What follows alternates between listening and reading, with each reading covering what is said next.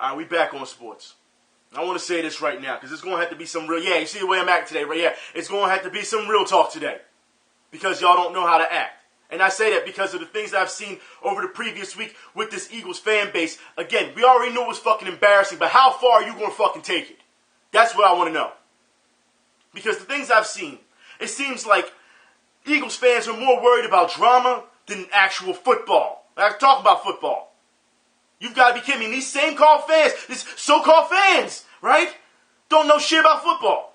You've got to be fucking kidding me that we're still seeing this type of behavior. All right? And I'm saying, you see, fans trolling, because that's what it is. It's just a bunch of trolling left and right. Oh, I'll do this to you. I'll do that. You're not going to do fucking shit. You're not going to. Like I said, I really wish, I'm telling you, it's going to get to a point where people want to start meeting face to face and they're going to catch a fade. That's what's going to happen. And y'all think that this is just talk. It's not fucking. Does it look like I'm just fucking talking? Does it look like that's what I'm about? Because anybody knows I walk the walk as I talk the talk. But it seems like this fan base has turned nothing but childish, turned into nothing but a bunch of fucking kids trolling. That's what it seems like. Alright? Some of y'all ain't ever had a hard day in y'all fucking life, but y'all gonna try and come down on other people? Really? That's what y'all want to do? Okay. Let's get into this. You would think that you would spend this fucking time talking football and getting your knowledge up as opposed to sitting around and yeah. You think you do that. And I want to talk about this because, for those who don't know, not too long ago, alright, we're going to talk about one Doug Pederson. Yeah, we'll talk about this because I've been trying to tell y'all before how this shit was going to go. And y'all didn't want to listen again because the way y'all acting, guess what? The media has now banked off of it. We'll talk about that in a minute, okay? But Doug Pederson, as we know, for what we're hearing, the Eagles are going to hire him, right? And all of a sudden, everyone overreacts, right? Oh my God, they're hiring, blah, blah, blah. Okay, so you want to overreact to a hire that you knew was going to happen on January 3rd. The question is, who thought this wasn't going to happen? Seriously, the only reason that talks were stalled was because Tom Coughlin was still in the picture. That was it. And we saw half the fan base say, well, I'm for Tom Coughlin because, he's won Super Bowls and things of that nature. That's fine. We'll see what he can do. And you had another half of the fan base that said, no, we don't want Tom Coughlin because he's not going to stay long enough to see this through. So, either way, it doesn't matter who we were going to get. Eagles fans were going to be mad. They were going to be disappointed regardless, all right? Unless it was Hugh Jackson, but we saw what happened with Hugh Jackson, all right? So as far as I'm concerned, Eagles fans were going to get into this pissy fit and get so fucking sensitive, and that's what it is these days. You get too fucking sensitive. And we'll talk about that in a minute as well. But you have to understand, when you act this way, and I've been telling y'all time and time again, do not overreact because you give the media ammo. The very same media that called you a bunch of bandwagoners earlier this season, guess what? They banked off of your reactions. Going, you bunch of fucking idiots. You gave the media exactly what they wanted. Because I put it like this, if Eagles fans, if you didn't come out and overreact this way, if you just came out and said, all right, well, they're going to hire him because, of course, at the time, it wasn't official yet because the Chiefs were still in the playoffs, all right? But you sit and say, all right, they're going to hire Doug Pederson. We'll wait and hold judgment until he actually makes some moves. If that was said, the media would be like, all right, so what do we do here? Like they don't know what to write then. You need to be spitballing at this point. But because you gave them the exact reaction, you gave them exactly the ammo they wanted so that they can keep this shit going. Like I said, the very same media that called you a bunch of bandwagoners earlier this year. Same media. These Eagles fans, you have to understand, okay? Because remember, just a couple years ago, all right? I'll say about 2-3 years ago, the media came out and said that this Eagles fan base online is the most knowledgeable, most respectful, yeah, believe it or not, yeah, most respectful, most knowledgeable, smart, intuitive. They said every positive thing about us about 2-3 years ago, okay? These days, we're nowhere near it. You're so worried about fucking drama. You're so worried about celebrity statuses. You're so worried about getting in your little groups. You're so worried about fucking cheerleaders and groupies. What the fuck does this have to do with football? Nothing. It's absolutely ridiculous. And I'll put it like this, all right? Because some of you, you're so hard-pressed on if your fanhood is challenged. When I'm seeing this shit, you know what it says to me? It says, I'll put it like this. If this is what I see and this is what being an Eagles fan is, then don't fucking consider me one then. I put it like that. I always go against the grain because you know what? I don't want to be associated with that childish bullshit. It's one thing to call a fan out every once in a while, but when I'm seeing this shit consistently on my timeline, and all you're doing is arguing, I've seen Eagles fans, I don't like said Eagles fan. Okay? Well then, why are you talking about them? How about that? Stop talking about them. Stop watching videos. Stop stalking their fucking Twitter. Stop doing all this other bullshit. But no, you keep it going, don't you? I see this shit on my timeline all the fucking time. You're so addicted to fucking drama and conflict when there's a lot of shit that we should be talking about football-wise that needs to happen. Now, because of this, okay, I've seen this time and time again because, like I said, the media doesn't know what to say. ESPN came out begging off your fan reactions, that's right, and says that Doug Pederson is the worst hire of the bunch. And when that news broke, Eagles fans who were against Pederson, who overreacted, said, see, I told you this is going to be a bad thing, and this is something that I saw coming. This is why I overreacted and got so mad about it. And I'm thinking to myself, so you want to credit ESPN for rating him the worst hire? You really want to go there? Because if that's the case, this is also what ESPN said.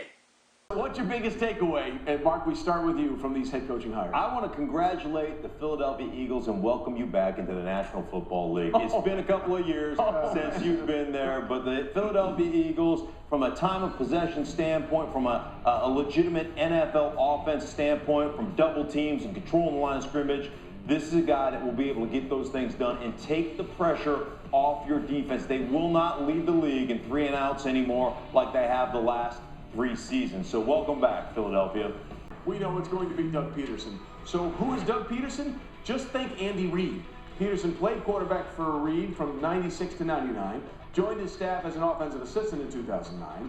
Reid promoted him to quarterbacks coach in 2011 and brought him to Kansas City as his offensive coordinator in 2013. Under Pederson, Alex Smith had the 3 highest seasons of his career in passing yards and touchdown to interception differential. So to recap, they fired Andy Reid for 3 years, and then they brought back Andy Reid Light. Got it. So what does that tell you, Eagles fans? That ESPN played both sides of this and covered their ass so that they didn't get any backlash for this. Meaning, if y'all would stop fucking arguing for 1 fucking second, getting so damn sensitive what somebody says, and do some actual research when it comes to fucking football, this wouldn't be a problem. But yet, you keep falling for this shit time and time again. All season I've been telling you, this is how the media is treating you. This is what they're calling you. I've shown you the examples, and yet you still fall for the fucking bait. That's not all, though. Because now, we're seeing Eagles fans jump ship. That's right, because of the Doug Pederson hire. Now they're saying, we're taking off for green, we're walking away from the fan base altogether, this franchise altogether, because of Doug Pederson. So let me get this straight. We saw this a couple seasons ago, remember? Because diehard Eagles fans decided to take off their jerseys and walk away from the franchise when Deshaun Jackson was let go. Remember, they went and put on Redskins jerseys. Not only a couple seasons later, we have other Eagles fans, diehard Eagles fans, leaving the nest simply because of a coaching hire, even though we don't know what the fuck is going to happen yet. And I feel it's very unfair that ESPN said, well, it's Andy Reid Light. Because you don't know what the fuck he's going to do yet. Just because you study under someone doesn't mean you're going to emulate your same coaching around that. It doesn't mean that way. It seems like a lot of you still don't understand fucking football, even in the media. It's that simple. For what we heard so far, we're hearing that the Eagles want get Spags for a defensive coordinator. I will say this before everyone overreacts. I'll say this right now. I feel that is wrong. I feel that after you've seen what he's done with the Giants, I feel as though Spags shouldn't be part of this franchise. I'll leave it at that. See? That easy. All right? And then we're also hearing that the Giants won't let the Eagles talk to Spags. So it doesn't matter. Let the Giants keep him, please, because if anyone has seen his ratings when it comes to defense, we don't need that anyway. All right? It's that simple. So, as you can see now, if they're already trying to talk to defensive coordinators, that means Billy Davis won't be your defensive coordinator. So for all you Eagles fans who were freaking out that Billy Davis is going to be your defensive coordinator, it's not going to happen. Okay? Can we move on from that? Oh, no, we can't move on from it because you won't move on from this bullshit. And I say this due to the fact that every time something is said or somebody is questioned, we see a bunch of threats, we see a bunch of trolling. It's bullshit. I'll put it like this. I can see right now, very soon, I'm going to have to bring back the event status challenge. And for those who remember the event status challenge years ago, remember, it was towards Eagles fans, okay? It was mostly towards Eagles fans, some gamers who act like fucking idiots, but mostly Eagles fans, okay? Who decided that they want to cross that line and think just because we're having differing opinions on football that you can go out of your way and act a specific way. And then when it came down to it, say, okay, well now it's time to do this shit face to face so you can catch this fucking fade on camera so the world can see. Because for some reason, everybody thinks that this is some type of act. Really? If you think it's a fucking act, please, come fucking see me then. Please. Because the last time I had to do this with Eagles fans, mind you, Eagles fans that only live 20 minutes away from me, okay, they didn't want to show up. These are Eagles fans who made videos as well. Then they don't even do videos anymore. That's how it was. Like I said, do I need to bring this shit back? Because it seems like some of y'all just think y'all fucking tough guys. And y'all don't really understand what the fuck is going on when it comes to... I understand that everyone has pride. I understand that everyone has passion. Okay? I understand that. But when you cross the fucking line, it's a whole different fucking story. And it seems like people do not... I'm telling you, over videos, over football, over this so-called fandom online... Must I tell you this, okay? Your fandom? Fake, alright? This YouTube shit? Fake the way people act, okay? That's what it is. Online, the way people Twitter, I've been seeing what, people are photoshopping pictures of each other now? Fake. That's what it is. It's childish. At the end of the fucking day, unless y'all doing some real shit, shut the fuck up. Unless y'all want to go accolade for accolade. I mean, if y'all want to measure up, accomplishments, we can do that too. Because I'll tell you right now, if you haven't done the shit I've done the previous year, then you don't even need to speak to me. But the fact is, this is something that needs to be addressed. And as far as I'm concerned, if you're not willing to grow up, because, let's be honest here, everyone wants to be respected as an adult, right? Then it's time that you start acting like one. But when I say that, don't tell me how to act, I'll do what I want online. Alright, well then fuck you then. The fact is, it's going to be either two ways. Either we're going to meet the fuck up, or I'm going to act like you don't exist. Because you should know by now, in the real world, people don't like dick riders, people don't like cheerleaders, people don't like that type of shit. They're going to look at you as a fucking clown. Okay? And that goes for all Eagles fans. There's no one in particular. Understand that. But speaking of football, like I said, fucking embarrassing. Like I said, I would rather not be, be recognized as an Eagles fan, this Eagles fan base. I would rather be a standalone, stay away from this old bullshit. I don't want to be associated with this shit. I see this shit, like I said, every day on my fucking timeline. Fuck out of here, this old bullshit. Got nothing to do with fucking football. Spend more time talking football. Y'all want to be fans, but yet y'all leaving. Y'all leaving. How the fuck is that happening? Unreal. And then the people that do stay, they don't do their research, so they get fucking played every fucking time. Let's move on. Let's talk about football. Let's talk about, something that's not the Eagles. Let's talk about, since we're already on this Doug Pederson thing, let's talk about Kansas City versus the Patriots. Okay? So Kansas City versus the Patriots. I say this right now. Didn't think that Kansas City was going to win. We knew that the Patriots was going to walk in there and beat them. Well, I should say, walk into their own house, I should say, and beat them. But Tom Brady came to play. And you should know, when the playoffs start, Tom Brady takes it up a completely different notch. Now, with this being said, let's not forget, okay, that with this, everything that's happened with Tom Brady, that he's going to try and make a statement because of, the whole suspension and things of that nature and it being overturned. And I guarantee you, now that they're in the AFC Championship, we're going to hear Deflategate again. Guaranteed. This is how it works. So they're going to make sure that the balls are fine because of the AFC Championship and the Super Bowl, I guarantee you. But, with that being said, the Chiefs didn't play very well. Okay? Alex Smith can only do but so much. He's doing more running than he is passing. And here's the thing I've seen. Because I knew after the announcement with Doug Pederson that people were going to watch this game, especially Eagles fans, they were going to watch this game and say, well, if the Chiefs win, then it's all Andy Reid. But if the Chiefs lose, it's because Doug Pederson as an offensive coordinator is a failure. I knew that shit was going to happen, and we saw it on Twitter, did we not? Absolutely ridiculous. It goes to show you that people don't know fucking football, and a lot of people do not know fucking football. If you've not seen what's going on, and should we even talk about the clock management that Andy Reid had near the end of the game? Absolutely atrocious. Once again, history repeats itself with Andy Reid. If anyone thinks that all of a sudden Doug Pederson's going to turn that because we haven't seen it in the future yet, we can't see the fucking future. Okay? It doesn't mean it's going to happen. It may happen, never know. But we won't know until it happens. Okay? Now, a lot of people are upset because but during watching this game, okay, Chiefs fans are saying that Andy Reid deserved better when it came to being in Philadelphia and that we shouldn't have let him go.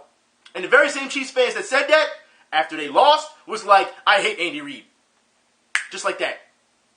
It goes to show you that Chiefs fans as well have a problem with Andy Reid. They've been having a problem with Andy Reid for a while now. Because remember, when he first went there, they racked up a bunch of wins and then they were one and done. Were they not? It's one of those things where, again, you have to look at the offense and see what they're working with. And I thought Macklin wasn't going to play, but apparently he did. After his injury, last week. But he did. And, you can't do but so much. And it seems like Chiefs fans are giving him, the pat on the back. You tried. You played hard. You did what you could. You know what I mean? They're trying to give him that. But Andy Reid is predictable Andy Reid. It's not just because of Doug Pederson. You've got to be kidding me. We know what he's going to do. Throw. Because that's the Andy Reid way. Okay? He hasn't changed his style whatsoever. But KC fans, for some reason, some of them are in shock, just like Eagles fans were in shock of the announcement. I don't understand where you people are in shock of all this shit. Do you not see this shit ahead of you? Do you not see what's going on? Okay. All right. Can we please move on? I'll do the AFCs and then I'll do the NFCs. All right? Denver versus Pittsburgh. I want to give Pittsburgh some type of credit because for everything that they've dealt with over this season, a lot of injuries, suspensions, and things of that nature, they still played pretty good at the end. They held Denver to what? Five field goals was? The kicker had 5 field goals? If Denver and Peyton Manning started, so I'm saying this now, because they're going to hype up Manning versus Brady. If Peyton Manning thinks that he's going to play that way against the Patriots, when Tom Brady he's coming to play. I don't want to hear it. He's coming to play. I don't think that Denver can beat the Patriots. Not this year. I don't think it's going to happen. Okay? But the entire time that Denver is playing Pittsburgh, you know what I'm seeing online? I'm seeing they need to bring in Brock. Because Peyton Manning's playing horrible. Bring in Brock. I don't know, man. Really don't understand that. You should have known the way they're playing. They told you they're going to have Peyton Manning ready for the playoffs because they sat him down for a number of games. This was the reason. And for anyone who thought that backup was going to start in the playoffs, unless Peyton Manning was severely injured, you are crazy. They're going to go with Peyton Manning every time. Regardless, win or lose, they're going to go with him. Because of what Peyton Manning has done, his history has shown. Granted, he doesn't have a great postseason history, but in general, his history as a quarterback, they're going to go with him every time. Okay? Pittsburgh did play somewhat well. I think near the end of that game, down the stretch, Pittsburgh defense really failed. I really feel that way. And then, of course, as we know, and in the offensive part of the, near the end of the game, the offensive set for the Pittsburgh Steelers, it almost like they were playing for nothing. I understand you have to keep playing, and for what we're hearing reports, Mike Tomlin was crying after the game. I don't know. Anyways, Denver versus the Patriots should be a good game. Should be a fun game. Like I said, these games have been pretty exciting. Should we talk about Green Bay versus Arizona? This game, I don't think the Arizona Cardinals was ready for this. I really don't feel they were. Carson Palmer did not play very well. And then we saw what happened at the end of regulation. It did the coin flip. It's almost one of those things where if last week's drama, when it came to football, wasn't enough for you in excitement, this week just topped it even more. Because like I said, every game you're watching these days, it's like, it can't get worse. It can't get any, more exciting than this. And then something happens. And it's like one thing after another after another. Aaron Rodgers can only play but so much. Green Bay's running game, I thought was suspect to begin with, okay? When it came to not just their running game, but as we've seen in their season, the way their offensive line was trying to hold up for Rodgers, they were having some problems. Have we not seen this? All right. So, they're going against a high seed versus Arizona. I really thought that Arizona was going to put up more of a fight than they did. But this came down to the wire. And it was very interesting to see that because, like I said, I thought Arizona would win. But as the game went on, I was like, Arizona doesn't look like they're equipped to handle Green Bay. And then Green Bay almost got away with it. They almost did. The Green Bay fans, I don't think, should be down on themselves at all. They fought to the very end. That's how I see it. The fan bases is what concerned me more than the actual play this week because when you're seeing these fan bases get hype and then they get down themselves and then they got to, recover from it. We saw it last week with the Vikings. You know what I mean? Speaking of that, let me talk about that right now, actually. Carolina versus Seattle. I figured Carolina was going to roll over Seattle because, let's be honest here, Seattle, if it wasn't for the kicker of the Vikings missing that kick, Seattle would have not been in yesterday's game at all. So for them to lose the way they did, I'm not shocked. Of course, in the second half, they came back and they started putting up a lot of unanswered points. They had no choice if they were going to play against Carolina that way. But Carolina, I felt, once again, we've seen this before, where Carolina goes up in a number of points in the first half, and then they let their opponents come back when it comes to, the second half. This has happened, during the regular season. So this is something they got to really get on the ball with. I mean, you're in the playoffs now. You're in the NFC Championship against Arizona. So these are my picks coming up. I think Carolina's going to beat Arizona. I think it's going to be a great game. I think both games are going to be great. Carolina over Arizona, and I got the Patriots over, over Denver. And in the Super Bowl, I really think it's going to be Patriots, Panthers. And to be honest, I think we'll take the Panthers on this one. We'll see how these NFC championships happen. We'll see if there's any injuries and things of that nature, to nail it down, really. But it goes to show you that this type of football has been really great. Like I said, if you're not watching football, and we've seen it years over years, and we're seeing it this year as well, we're seeing specific fans of teams like Vikings and things of that nature. I'm not watching the rest of the playoffs after what happened because my team's not in it. If you love football, you're going to watch it regardless. It doesn't matter if your team's in it or not. Granted, you want your team to be in it, you root for your team to be in it, but if they're not in it, well, you're still watching football because you love the sport. I don't understand these type of people. Can you call yourself a fan when you won't even watch the sport? I don't understand it. But, like I said, I want to move on. And I want to talk about football overseas. Chelsea versus Everton. Let's talk about this right now, shall we? This game, as far as I'm concerned, Chelsea, this was a 50-50. I really felt you should have beat Everton. I really felt as though you did enough to beat Everton. However, when you're scoring on your own fucking goal, yes, you, John Terry, yes, you, scoring on your own goal, it becomes a problem. And then when you're looking at the things the way they were starting to fall apart, Diego Costa, once again, starting to get attitude because everything was cool until the goal that John Terry scored on his own goalkeeper. And then attitude start to show. They start to break down a bit. And then Diego Costa, he comes back, he scores, he ties the game. And then all of a sudden, we're seeing, both teams trying to go back and forth, trying to score. And then Diego Costa gets hurt. Now look, I get that Diego Costa gets hurt, and it is a legit injury at the time. But why the fuck are you rolling back onto the pitch? Clumsy as much as anything, I think, that one from Costa. He's feeling it, Baines as well. And he's clever enough to roll back onto the pitch. This game ended in dramatic fashion with Chelsea down by 1 goal, okay, with 1 minute left because they gave him extra time. They gave him 7 minutes. They gave him a +7 extra time, all right? And I believe they went over that, actually, but because it was the last possession, they let him go. John Terry, who's offsides, because we talked about this on Twitter. He was offsides, but they let the goal go to tie the game. And of course, they jump into the stands, and the fans go crazy, and it's a tie game, and Chelsea played hard. Look, you played hard up until that point, but let's get something straight here. That goal should have not have counted. You should have lost the game. You should have. Everton got screwed. They did. And the thing is, if you look back from the previous game, because they were fined, for conduct in the previous game that they played, which I didn't get a chance to see because they didn't air it here, okay? They didn't air it here. Then you look at the Everton game, it's like, okay, you have this youth, you're going to have to use the youth. Okay, Costa's out, you're going to have to bring in Remy. You have no choice, okay? You're letting these guys work. Costa is hurt. Like I said, you got Oscar, you got Remy, you got Willian, and Willian at this point has become such a focal point in this in this team when it comes to corners and comes to free kicks. It's something that he needs to do all the time as far as I'm concerned. It's something that is there for him. Ivanovic still not playing well. I don't know what the hell he's thinking. Okay, you got Matic who was actually taken off because defense really isn't working well for him. Well, at least in that game, it didn't work that well. It's also you have to look at matchups as well. So you just can't go by if a guy's playing well or not. Hazard should be back, next week? So we'll see what happens, okay? But this is something that is just, it really wasn't a great game. It's one of those things where you have to give them credit for battling back. But here's the thing. You're supposed to battle back. So it doesn't matter.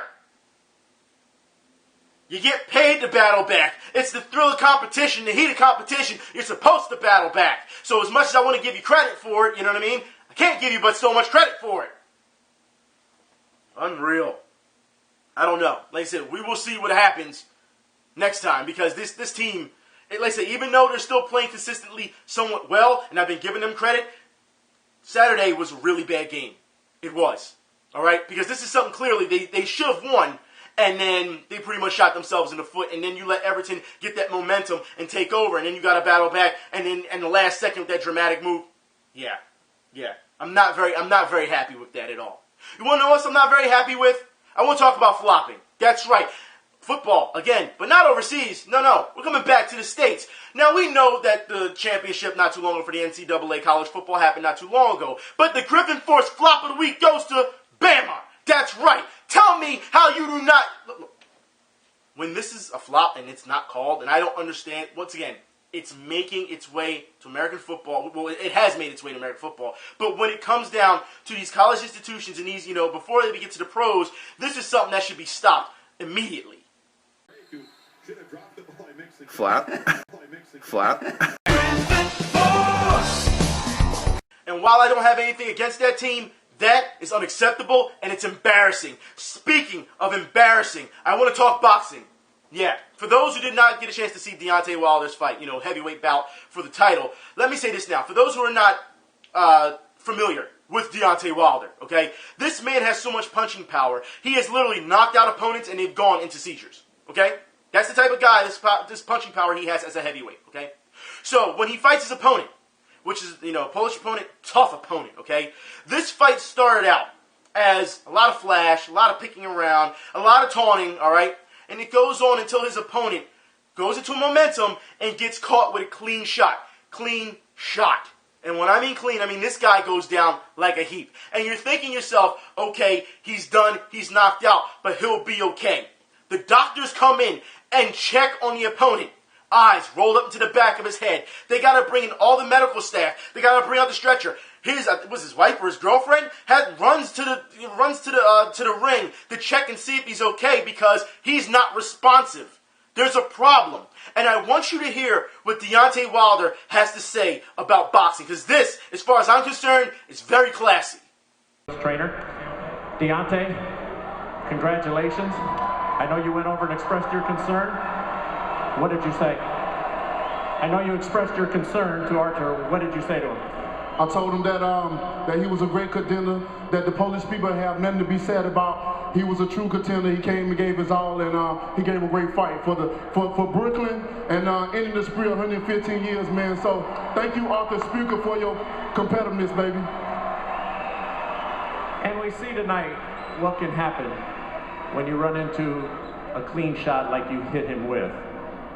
On your end, and you're showing concern, on your end, it's part of the game, but obviously you don't want to see a guy get damaged and hurt. I always say two prayers. I say a team prayer and I say an individual prayer. And my individual prayer, I always I don't want to hurt the next man so he can't go back to his family. People don't understand and don't give these fighters enough credit. They always say this fighter's this or bomb this, but they got to understand we risk our lives in here each and every time. And as you can see, man, we don't know. He may be all right now, but, the couple of days as on, you don't know what may happen. So he's definitely in my prayer, and I hope he's doing well. Thank you, Deontay Wilder, for saying that. Because it seems like when I see, even on his Twitter page, people, you're a bum, you're this. You don't understand what yes, and I say we as fighters go through. All right? There is a lot of sacrifice. There is a lot that you put on the line. You are literally putting yourself on the line every time. Hell, I got 3 fights today that I got to go to after this. You don't understand that. 3 fights today. Not to mention I still got to go train that kid later. You know what I mean? Before fighting. But 3 fights today. We put ourselves and our bodies on the line every time. So for every wannabe fucking tough guy out there who thinks that they're the shit, that you're not an everyday fighter, bruh, stop that right there. Like I said, I understand pride, but stop, okay? To say that these guys are bums and things of that nature, you're not giving them enough credit. It takes a lot of heart to step in the ring and train for months, for years, to sacrifice to get to that level. To sit here and every time you get in the ring and you look at your opponent, you know what you're saying to your opponent? You're going to have to fucking kill me. That's what it is. Because that's how far, fighters go. It's not, oh, I've been hit once, okay, I'm done, you win, it's over. No, that's not how it works. You do not know how hard you're going to get hit that day. You don't know if you're going to get knocked out that day. An opponent may get lucky. You may get hurt. You may have to get hospitalized. You may not recover. We have seen in this previous year boxers who are fine. They go to the hospital, get checked up, and what happens when we hear a couple days later? They're dead. It is something that is a real thing. It's a reality. So for all these people who still want to beg on, oh, well, this fighter's not that good, or boxing's a dead sport and things of that nature, these guys, it really irks me to hear such things, especially from a person who does it themselves, you know? Because you don't understand what it takes to be in that ring. And it tells me if people are sitting on the fucking sidelines and they're saying this type of shit, you don't have the heart to do it yourself. Who the fuck are you to say something like that? But I said I'd talk about the embarrassing part of this. And let's talk about the embarrassing part. Tyson Fury, during this interview, storms the ring. That's right, and gets into Deontay Wilder's face. All right, well, we have Tyson Fury right here. I know that you want to unify this championship as Tyson comes in right here. You guys have exchanged some tweets. Listen, there's only one Tyson Fury. What you got to say about that, Deontay? What you got to say about that, my man? Hold on a second. Let's keep this civil here. Would you like to fight? We all know Fury, you just a phony, man. This is just for act. You know where I am, you know what time, you know what place. I ain't scared of nobody. I'll come to your backyard, baby, for that, my man. I promise you that. Anytime, any place, you up in the ring with a real fighter. When you're ready, that's what it's all about, man. No bother. Listen, anytime, any place, anywhere, I'll fight you in your back garden. Like a dumb Klitschko. I'll beat you, you bum. You're a bum.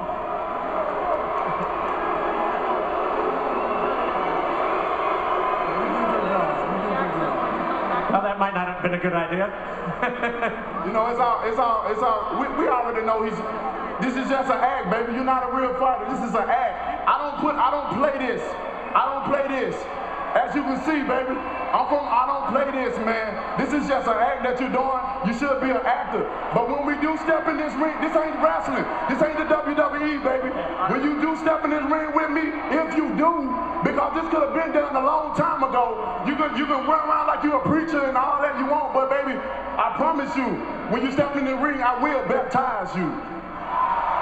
Now, do you see how calm and collective Deontay Wilder is? You see, he's just like, not a big of a deal. Yeah, it's not. It don't even faze him. You know what I mean? That's how it should be. Now, also, before I get started, because you should know, all this talking is to sell the fight. If you saw, after they were talking, Deontay Wilder did just like this.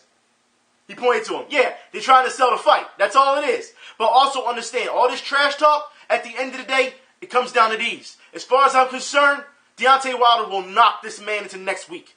There is no way that Tyson Fury can fight him. Now, of course, you're seeing this and say, oh, the next fight's going to be Deontay Wilder and Tyson Fury. No, it's not. I have some bad news for everyone, even though everyone's hype off of that, okay, because they're trying to sell the fight. Understand that Deontay Wilder has mandatory challenges that he has to do first, okay? So his next fight just won't be Tyson Fury. He just can't go take on Tyson Fury. He has mandatory opponents he has to take on. So this fight won't be until, further in the distant future. It won't be. However, Tyson Fury, as we know, has already been stripped of certain titles because he won't take his mandatory fights. So what does that tell you? It goes to show you that this is something this is the embarrassing part. Because I understand the trash talk and you're trying to sell the fight, but Tyson Fury, clearly, it's a sideshow at this point for him. It does not matter. It doesn't. You have mandatory fights. Both of you take care of your, what you have to do, and then get in the ring and settle it. But I put it like this: Tyson Fury, he's got to prove that he can, maintain and keep those titles. He has to. There's too many people who are willing to knock that man out. And I'm looking at, who's that guy? King Kong Ortiz? Yeah, the guy who beat Jennings not too long ago? Yes. That guy will knock Tyson Fury out. That dude he's a tough dude. All right? It's that simple. And he's in your face the entire time. He doesn't need to sit back and play sniper or try and parry you with things of that nature. No. He comes in your face, he smash mouth, he puts a lot of pressure on you, and he just throws those bombs. And that's something you should be excited about. It's for fans who are of heavyweights, okay? Now, I do want to move on. I want to talk about the fight that happened last night. I want to talk about UFC. Let me say now that the preliminary fights, all the way up to the main card, were amazing. Nothing but stoppages. Nothing but stoppages. It was great. There were some decisions here and there, but they were really entertaining fights. The entire card, for it to be free on Fox Sports 1, was amazing, okay? Let me say that now. Now, with that being said, let me say this as well, okay? TJ Dillashaw versus Dominic Cruz. This fight, I love this fight. And I say this because Dominic Cruz, as you know, he's been injured for a number of years, all right? Comes back to take on TJ Dillashaw. The movement that Dominic Cruz has shown, his head movement, all right? TJ Dillashaw is whiffing so much. Throwing punches left and right, not catching, you can't gauge the movement that, Dominic Cruz is moving. Dominic Cruz, first, fighter to take down TJ Dillashaw the way he did, which is also another impressive feat. It's one of those things where it was a very, very close match, okay? Of course, it went to the judges. Dominic Cruz won, which I felt they actually got this right. I felt they got it right, even though TJ Dillashaw came out and said he felt he won the previous 2 rounds because there were combinations. But you also have to understand that even though after Cruz would get hit with a leg kick or whatever, he would also come back with his own combinations. 3, 4, 5 combinations. So it's there. It's a very tough fight to call. I feel as though if there's anything, there should be a rematch to this. But TJ Dillashaw has to work on his footwork. Because anyone who saw that fight, and you're seeing all these fights from round 1 to round 5, and he's throwing these punches, and they're missing so much, and he's whiffing so much. You have to understand, for every punch that you're connecting with, okay, as many as you whiffed, those judges are being influenced and saying, this dude's moving this way and that way, and he's like, seriously, he's moving this way, does like this when you're throwing kicks because you're not hitting them. There's times where you're getting them in the leg. There's times where you're throwing this kick, and you have to understand, that little feint right here, when he brings that hand up, that's still a block. Even though your foot may still hit him, and it's kind of crushing his guard, you have to understand, still a block. Judges see that as a block, okay? So you're not getting points for that. So TJ Dillashaw, even though there was times he would catch with a jab, or he would double up with the jab, or he would punch, there was times where his kicks, leg kick or rib kick, that's what he was getting. But when it came to overall strikes, TJ Dillashaw did have more, I felt at least, I didn't see the punch stats, felt he had more strikes, but Dominic Cruz still backed up his strikes. I would say if there was a differential, it'd probably be, 5 to 10, maybe 15 more strikes. But you also have to, bring in the fact that Dominic Cruz had a number of takedowns. So, Dominic Cruz, as far as I'm concerned, I felt the judges got this one right. Would love to see a rematch. Would love to. All right? Like I said, last night was a great card put on by UFC, and it was free on Fox Sports 1. My hat's off to them. Seriously, that was great to see. Let me say this now. I'm done for the day. I got a lot of stuff to do after this. I'll get back to y'all more likely later. I just want to say, this is MLK Day, so you have off. Just try and enjoy yourself. I've seen so much drama already. Like, I come on Twitter and I've seen this shit on my timeline. I'm like, seriously? On your day off, this is how y'all act? Fucking pathetic. It is. It's fucking pathetic. Anyways, try and enjoy yourselves. Try and relax. Because it seems like none of y'all chill at all. I don't understand that. At all. This shit is not that real when it comes to, engaging everybody online all the fucking time. I don't get it. I really don't. Seriously, y'all don't have nothing else better to do? Seriously, y'all. When I'm seeing timelines and y'all on and y'all tweeting for 4 or 5 hours straight, the fuck? That's pathetic. It's seriously. Go out and enjoy yourselves for once. It's really not that serious. I'll talk to y'all later. Y'all be safe. Seriously, don't take it that serious. I'm out.